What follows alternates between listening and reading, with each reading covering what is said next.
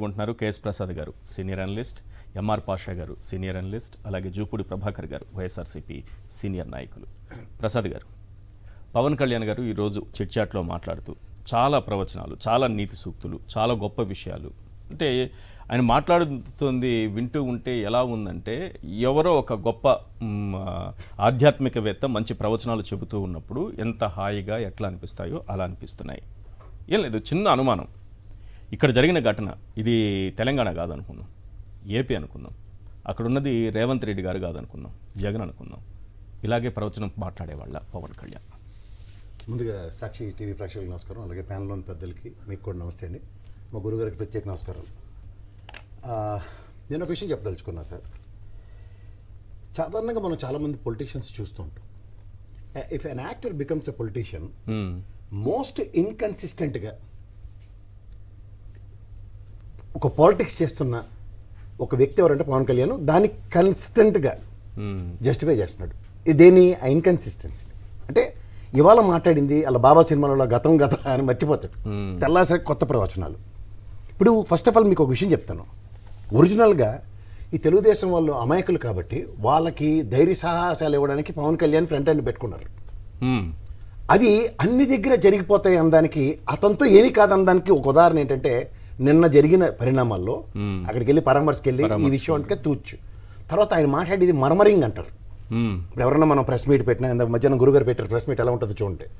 అలా కాకుండా మర్మరింగ్ ఏం మాడుతుండో ఆయనకే ఫస్ట్ అర్థమై తర్వాత రికార్డు వినుకుని దానికి అనుగుణంగా మలుచుకొని అది కరెక్ట్ చేస్తే దాని అర్థం ఇది, పరమార్థం ఇది. ఇందాక మీరు చెప్పారు కదా సత్సంగ ప్రవచనాలని, అలా కరెక్షన్స్కి వెసులుబాటు ఉంటుంది. ఇప్పుడు ముందు విన్నది నేను చాలా సార్లు విని క్లియర్ గా అర్థం చేసుకోవడానికి ప్రయత్నించాను. మీరు అర్థం చేసుకున్నారు అర్థమైందో లేదో కానీ అవే వినిపించాను కూడా. అది అర్థమైనా వ్యర్థం. అది ఏంటన్నాడంటే గోరుతో పోయింది గొడ్డలు దక్కన. అసలు గోరు గొడ్డలు కాదండి, అది పోయింది ప్రాణం. First of all instant reactive మోడ్లో ఎవరెవరైతే వెళ్ళారో, జగపతి బాబు వెళ్ళాడు, వీళ్ళ పక్కన జస్టిఫికేషన్ చెప్తున్నారు. కానీ యూనిట్గా ఏం బాబు మీ జతంలో బ్యానర్లు కడితే కరెంట్ షాక్ తగిలి చనిపోయినోడికి పొంకాలు గెలిపారు మీరు అందరూ సభలకి సమావేశాలకి. అంచేత తన దాకా వస్తే ధర్మం మారిపోతుంది. ఇందాక నిన్న కూడా చూశారు కదా, ఎంపీడీఓని కొట్టారనగానే ఎంపీ, కానీ అక్కడ వీఆర్ఓకి తెలుగుదేశం కూడా బుర్రబద్దలు కొడితే లేదు, ఇటు పక్క గీత, ఇది మాకు సంబంధం లేదు తూచి. చిన్నప్పుడు అల్లికలు అల్లి ఉంచండి, ఎత్తుపల్లాలన్నీ మాయ అని చెప్పి ఆ మాయలో పడేస్తారు. ఇప్పుడు అసలు ఒరిజినల్గా ఏంటంటే భయంతో కూడిన పిరికితనంతో కూడిన జడ్డితనం. అంటే ఏంటంటే భయంతో కూడిన పిరికితనంతో కూడిన జడ్డితనం. అంటే ఒరిజినల్గా తెలియనితనం ఒకటి ఉంటుంది, అది అండర్లైన్ చేసుకుంటే దట్ ఈస్ ఇన్కన్సిస్టెన్సీ. కన్సిస్టెన్సీ ఏంటంటే భయం, పిరికితనం. ఇప్పుడు మీరు ఇందాక అల్లు అర్జున్ గారు, అల్లు అరవింద్ గారిని చూస్తే మొత్తం వీళ్ళందరికీ జీవితాలు ఇచ్చిన వాళ్ళే. ఫస్ట్ సినిమా నుంచి ఈ డైరెక్షన్ ఎలగబెట్టిన దానికి కూడా అవకాశం ఇచ్చింది కూడా అల్లు అర్జున్ గారే, వాళ్ళ నాన్నగారే.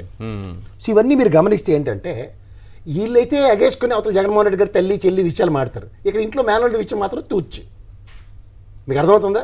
తన దాకా వస్తే అవన్నీ అవతల పక్క వాళ్ళ గురించి బ్రహ్మాండంగా బాణాలు సంధిస్తారు. మీరు ఇందాక ఏంటంటే జాలిగా ఇదే జగన్మోహన్ రెడ్డి గారు ఆయన ఎత్తిన. మీరు ఎప్పుడైనా సరే మా విజయనగరం జిల్లాలో చదువుకున్నప్పుడు పెద్ద అమ్మవారి పండుగ అవుతుంది, పైడితల్లి అమ్మవారి పండుగ, పులేసుకెళ్ళి వేస్తారు. ఓ చిన్న షెడ్ వేసి వెళ్ళంతా పులిచారులు వేసి ఆ పులేసుకు ఎందుకు పనికిరాదు, అలాంటి పులేసుకు ఉండుందును. ఇక్కడ ఏంటంటే రేవంత్ రెడ్డి మరి ఉండండి సార్, రేవంత్ రెడ్డి అన్నప్పుడు ఇదే దిల్ రాజు రెడ్డి అని ఎందుకు అవలేపాడు? అప్పుడంటే వెనకాతల దన్ను ఒకడోడు మురళీమోహన్, హనుమాన్ మొగుడు మురళీమోహనుడు, ఈయన వాళ్ళ అల్లుడు కూతురు అందరూ సినిమాలు తీశారు, కానీ నేను మాత్రం తీను, నాకు వయసు అయిపోయింది ఇంక తీలేకపోతున్నాను మాత్రం చెప్పడు వారు మహేశ్వరి దత్ గారు. ఇక్కడ మరి రాఘవేంద్ర గారు చెప్పక్కర్లేదు. ఇలాంటి వాళ్ళందరినీ దన్ను ఉన్నప్పుడు మెట ఆడిపోవడం అన్నమాట. ఇక్కడ కూడా ఉన్నారు కదా వాళ్ళందరూ, ఉంటే ఉడకోభ్యం ఉత్సవ విగ్రహాలు నేను చూశారు కదా. మా నాగరాజ్ డ్యాన్స్కి ప్రసిద్ధిగాంచిన మురళీమోహన్ బట్టి విక్రమార్కాన్ని తప్పించుకుని మరి నాగరాజు అనే పాట వస్తుంది వెనక. అట్లా నేను కూడా చెప్పాను, మళ్ళీ చెప్తే రిపీట్ అవుద్ది. సంచేత ఏంటంటే ఆయన మళ్ళీ చెప్తున్నారు, కొత్తగా కూడా చాలా ఛానల్కి ఆయన ఇంటర్వ్యూ ఇస్తూ మురళీమోహన్ గారు ఇదే మాట్లాడుతున్నారు. ఏమని జగన్మోహన్ రెడ్డి గారు అప్పుడు అట్లా చేశారా? అదే మరి పిలిచి పిల్లలిస్తే వెనకటికి ఏదో ఒకటి అన్నట్టు. అలాగా ఇక్కడికి వీళ్ళకి ఏంటంటే సాల్వా అసలు బెనిఫిట్ షోలు లేదు, లేదు, ఎక్స్ట్రా షోలు వేయడానికి లేదు. రేవంత్ రెడ్డి గారు క్లియర్ గా చెప్పేశారు, ఆయన నిర్ణయం ఆయన తీసుకున్నారు. ధైర్యంగా మీరు జాగ్రత్త వినండి, ఇప్పుడు మాట్లాడమనండి ఇందాక నుంచి మొత్తుకుంటుంది భయంతో కూడిన పిరికితనంతో కూడిన జడ్డితనం. అంటే మీరు ధైర్యంగా మాట్లాడమన్నారు రేటి. ఫస్ట్ ఆఫ్ ఆల్ బెనిఫిట్ షోలు ఇచ్చింది ఆయనే.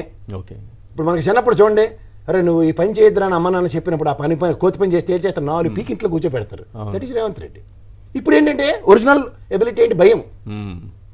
ఈ ఒరిజినల్ భయాన్ని బయటకు తీసి కప్పిపుచ్చుకోవడానికి ఏంటంటే మర్మరింగ్ వాయిస్లో మాట్లాడతారు.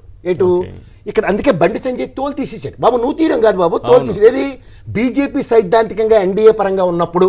కరెక్ట్.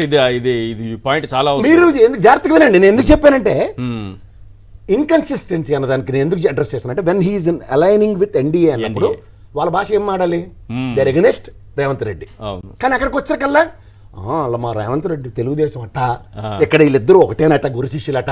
ఇవన్నీ ఏంటంటే పూనకం. మా విజయనగరం పైడితలం వారి పండుగలో వచ్చిన పూనకం. ఓకే. సో ఈ పూనకం ఎఫెక్ట్ ఎలా ఉంటుందంటే అసలు విషయాలు అనేది దాచి ఒరిజినల్ భయాన్ని ఫ్లేవర్ యాడ్ చేసి మర్మరింగ్ వాయిస్లో అందరూ కలిపి వెళ్ళి ఇస్తే అందరూ చేసిన పని అదే. ఒక్క అల్లు అర్జున్ ఒక్కడే వెళ్ళలేదు కానీ మొత్తం యూనిట్ అంతా ఎగేసుకుని పోయారు. ఆయన ప్రతినిధిగా బన్నీవాస్ గారు ఇంట్లో మనిషిగా ఉంటాడు. అతను అందరికన్నా ప్రొయాక్టివ్గా ఫస్టే రెస్పాండ్ అయ్యాడు. అక్కడ రెస్పాన్స్ దాని గురించి కాదు ప్రాబ్లం. అక్కడ గలాబాలో ఒక తల్లి ప్రాణం పోయింది, పిల్లాడు కష్టాల్లో ఉన్నాడు. ఆర్థిక సాయం అన్న విషయంలో గవర్నమెంట్ కానీ కమిషనర్ ఆఫ్ పోలీస్ గారు కానీ ఇంక్లూడింగ్ సినిమా యూనిట్ కూడా అందరూ ప్రతిస్పందించారు. ఇక్కడ ప్రతిస్పందన కన్నా ముందు ప్రొయాక్టివ్గా వెళ్ళడం వీటిలన్నిటి మీద అప్రహెన్షన్స్ ఉన్నాయి.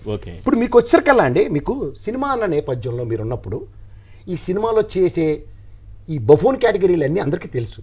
రాత్రి పత్తాలు తీస్తారు చూస్తారు, మీకు లోపు బయట ఎప్పుడైనా తెలిసే ఇప్పుడు పండగ అవుద్ది. తెలుసుకోకపోతే ప్రజలందరూ తెలుసుకోండి. ఇలా కార్డ్ వేయగానే ఫస్ట్ దెబ్బలోనే మొత్తం జాక్పాట్ కొడతారు. అలా రాత్రి 100 కోట్లు సంపాదించడానికి సుఖపడ ప్రాణం అలవాటు అయిపోయింది సార్.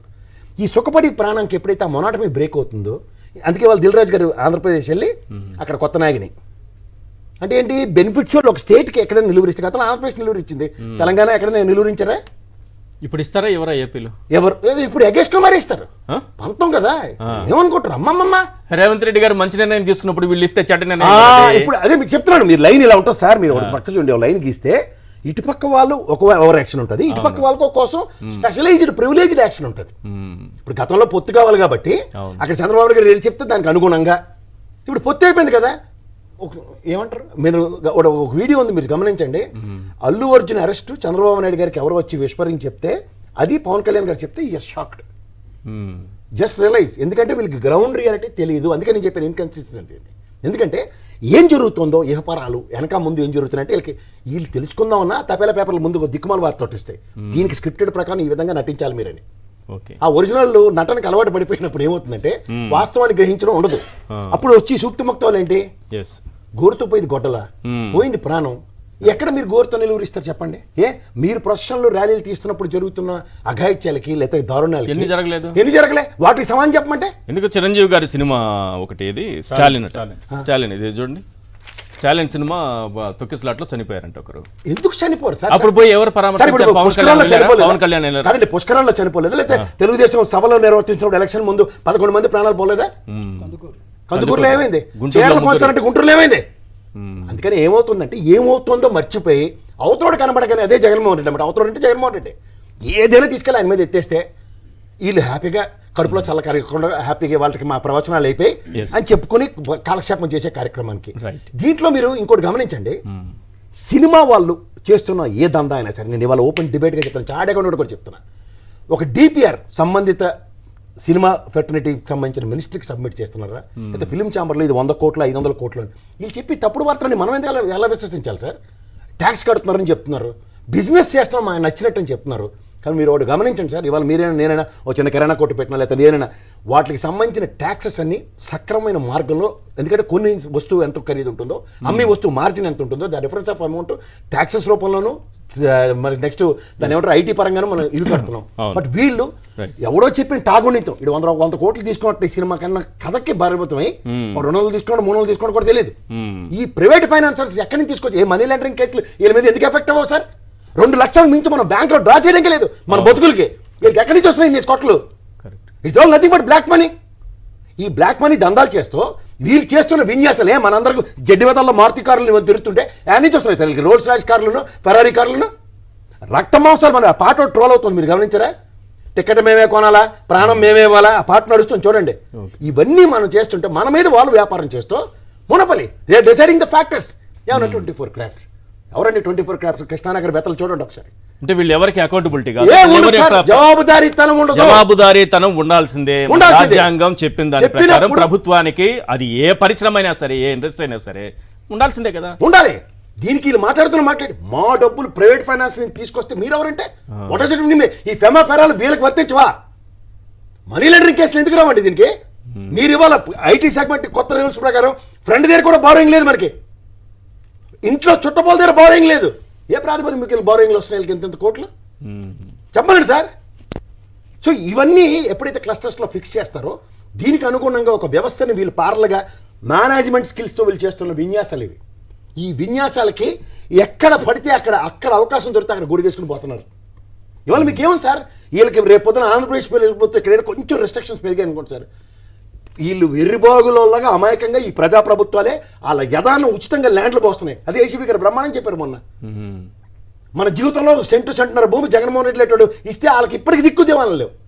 మనం ప్రాణాలకు దిగించి జీవితాంతం 300 గజాలు కొనుక్కొని చచ్చూరుకుంటాం మనం. ఇలాంటి దగ్గర వీళ్ళు ఎకరాలు ప్రభుత్వ పరగైతే పద్మాలో చూడు ఏమైంది సార్, ఇవాళ రియల్ ఎస్టేటా? ఎవరండి అడిగిన వాళ్ళని? అంటే certain period of time according to their whims and fancies they will convert, they will manage the show.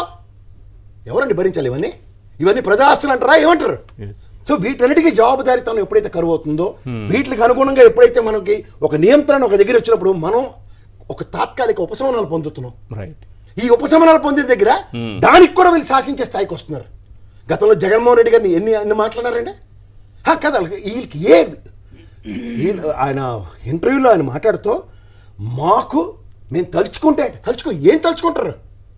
ఒక ప్రజాస్వామ్యంలో ప్రజలు ఎన్నుకున్న ఒక ప్రతిష్ఠించిన నిజమైన హీరో ముఖ్యమంత్రి, ఒక తండ్రి స్థానంలో ఉన్న వ్యక్తి. నీ ఒకరికి 3,000 రూపాయలు టికెట్ ఇచ్చి నీకు రాత్రి 1,000 కోట్లు సంపాదించుకోవడం వచ్చినప్పుడు అక్కడ సామాన్య మానవుడు పడుతున్న ఇబ్బందులకి ముఖ్యమంత్రి రెస్పాండ్ తప్పరేటండి. అంటే తెలంగాణ తెలంగాణ ముఖ్యమంత్రికి మాత్రమే గౌరవం ఉంటుంది, ఏపీలో ముఖ్యమంత్రిగా జగన్మోహన్ రెడ్డి ఉంటే గౌరవం ఉండదా ఇండస్ట్రీకి? అది చెప్తున్నాను, doesn't know how to respect the chair. చైర్కి రెస్పెక్ట్ ఇవ్వని వాళ్ళు ఎవరైనా ఉన్నారంటే ఆ సినిమా ఫెటర్నిటీయే. ఇవాళ నిన్న 1.5 గంట వెయిట్ చేసిన ఒక్కడ మాట్లాడమండి వాళ్ళు ఇంటర్వ్యూ ఇచ్చి భయం, పిరికితనం, చేతకాంతనం. ఎందుకంటే ప్రభుత్వం వీళ్ళు ఏం చేయలేరు, కానీ ఇక్కడ ఉండి అక్కడ శాసించడానికి మాత్రం ఇక్కడ అవకాశాలు తీసుకున్నారు. దీనికి మనం ఏంటంటే సార్ ఒకటే చెప్తున్నాను, చట్టం దాని పని అది చేసుకుని వెళ్తుందని చెప్పిన దగ్గర చట్టం అనే కబంధ హస్తాల్లో ఆ రోజు వీళ్ళని ఫిక్స్ చేయలే. మీరు ఇది గమనించండి. ఇదే డెఫమేషన్ కేసెస్ కనుక ఆ రోజు పెట్టుంటే వీళ్ళకి ఎక్కడ ఉండుందరో కరెక్ట్గా లెవెల్లోకి వచ్చిందరు. ఎందుకంటే ఇష్టారాజ్యంగా వాళ్ళు మాట్లాడిన మాటలు శాసనాల్లో చేశారు సార్. కాదు, ఇక్కడ నెగోషియేషన్స్కి వెళ్ళిన దిల్ రాజు అనే వ్యక్తి ఇవాళ ఆజ్యంతో మాట్లాడుతూ నేను I will pacify the situation I know అని బయటకు వచ్చిన ప్రెస్ మీట్ వినండి. ఆ రోజు ఫిలిం ఛాంబర్ నుంచి ఎవరైతే మనకు ఉన్నాడో వాడు ఎందుకు పాసిఫై చేయలేపాడు? Whom are it may be when they are not giving respect to the respective chair as a chief minister, how dare they are?